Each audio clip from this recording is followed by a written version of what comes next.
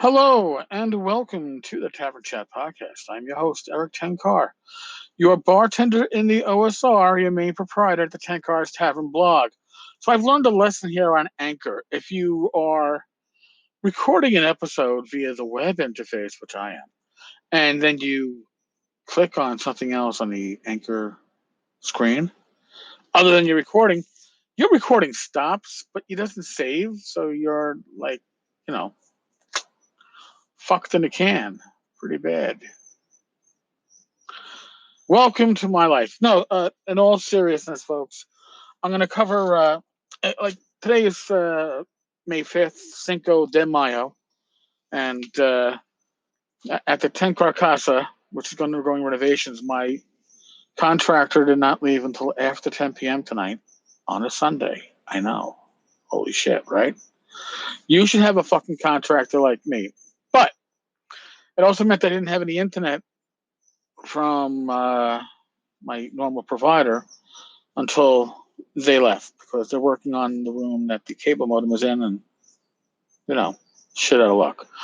So I did watch Game of Thrones tonight. I didn't watch it where we normally would have in the living room because our living room is being renovated, so it was watching from the bedroom using HBO's HBO Now app, but I didn't have internet, so I used my hotspot, and you pay for that. Once you blow through your couple of gigs, you're paying through the nose on that one. So I've been trying to avoid using my hotspot during the days. So even when opportunities have arisen, I've tried to uh, minimize my use during the day. Emails, some websites, I've avoided videos, and I've avoided downloading anything. So it's a big rush once the contractor goes. That being said, Game of Thrones, episode 4. No spoiler. Good episode. In my opinion, no real surprises. Even the things that are kind of supposed to surprise you aren't really a surprise. So, take that for what you will. 2 episodes to go. Bum, bum, bum. Now, on to the meat of today's episode. I'm looking at 2 Kickstarters. And I'm going to go first for the one that I'm not going to back. And then I'm going to talk about the one that I am most certainly backing. The one that I'm not going to back is Traveler 5th Edition. This is the Mark Miller version of Traveler. Traveler's been licensed to Mongoose. And the first Mongoose Traveler was released under the OGL. So now when Mongoose went to Mongoose Traveler 2, or whatever the fuck they're calling it, somebody cloned the original Traveler. Hey, fine. Mark Miller considers Traveler 5 to be pretty much the spiritual successor to the original Traveler books, those 3 little black books. All right. Here's my experience with Traveler 5. A couple of years ago, Mark was funding Traveler 5, not quite like crowdfunding, but damn close to it. And I backed it, pre-ordered it, whatever, for the CD. And I got a flaming pile of fucking bird shit. It was broken. It was useless. It wasn't really. I paid. I was thankful. I didn't have anything physical. I got my Imperium Citizen ID, owning a planet or some crap like that. I don't fucking know. I don't remember much, but I remember being very disappointed and taken advantage of. That was my humble opinion. So now we're looking at Traveler 5th Edition, or as he's calling the updated Traveler 5.10. So this is, Traveler 5.1. The Funding goal was 15K. It's just short of 85K. Over 600 backers. 31 days to go. It's going to make far future enterprises and Mark Miller, I'm sure, a decent amount of money.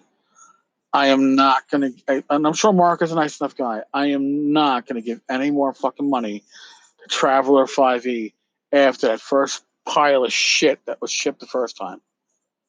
I'm not going to throw more good money after bad. But now, some of you might be saying, well, Tenko, you're full of shit. What the fuck do you know? Yada, yada, yada. All right.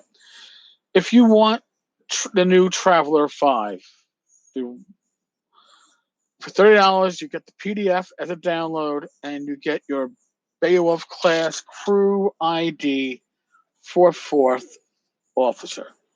Okay. For $50, you get a CD-ROM and a PDF download, and you get a 3rd and 4th officer.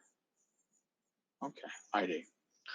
For $100, you can get the slipcase with the 3 little black books, or in print, the CD-ROM, the download, and then 2nd, 3rd, and 4th officer. If you throw in another $25, you can also add in your 1st officer.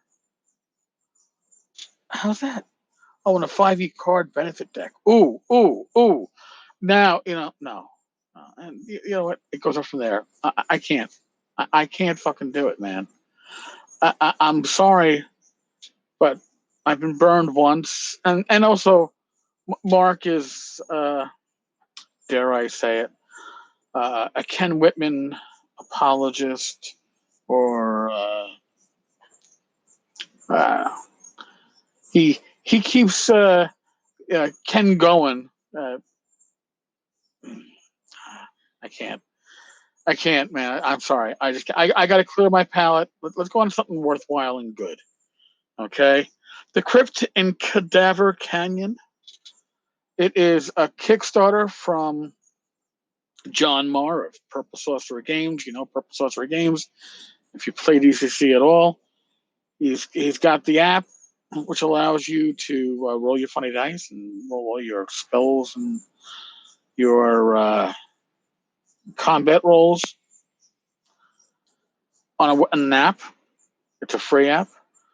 He's the one that has the webpage where you can print out your 4 0 levels for DCC. So you don't have to spend forever rolling your characters. Just download them fresh to go. John does good shit. He puts together good Kickstarters. He's been doing this for years. He's been putting out some amazing releases for DCC, and they aren't the usual DCC release Goodman games. They're weird, but they're usually not dark. If they're dark, there's a little humor to it. So you can get in for as low as $7. I'm sorry that John doesn't include any 4th or 3rd or 2nd officer IDs at any of these pledge levels, but he does provide you with good content. So for $7, you get the adventure PDF. For $20, you get the adventure PDF. You get the adventure omnibus to the Southern Lands, and you also get all of the digital goals, so all the digital stretch goals. $20. That's good. And if you are overseas and you don't have access to drive-through RPG Now, it might be good enough for you. However, $27.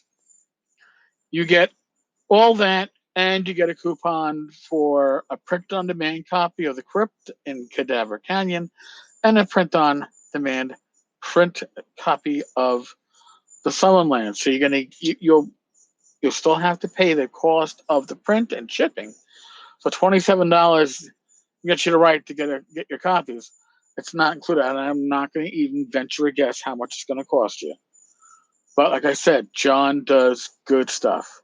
So I think that it's a great investment. If you like DCC, and even if you don't like DCC, if you like any of the OSR games, it's going to be quirky.